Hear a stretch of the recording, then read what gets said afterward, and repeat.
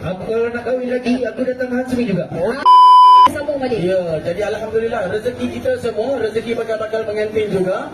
Jadi kepada bakal-bakal pengantin yang masih lagi ada dalam building, jangan lupa untuk lock. Saya ulang ini berkali-kali bukan apa, sebab aku kalau belum kahwin, aku dah kahwin dah. Okey. Aku dah ambil dah dengan Hansmi ni. Ha. Aku kalau nak kahwin lagi, aku datang Hansmi juga. Aku kalau nak kahwin lagi, aku datang Hansmi juga. Itu dia. Nampak? Bos aku.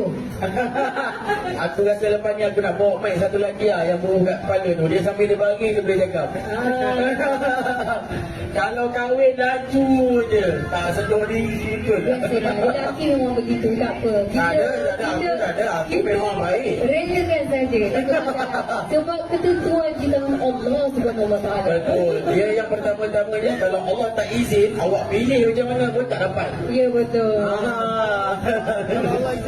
Allah izin dapat, insya-Allah. Ada seorang kawan saya sebelum ni ingatkan dekat saya lah. Okey. Kalau dah banjir kau pergi Kedah, kau suruh Imam Mekah kadah tangan pun tak guna, tenggelam juga kau dalam banjir tu, sebab benda tu banjir kau pergi Kedah apa-apa.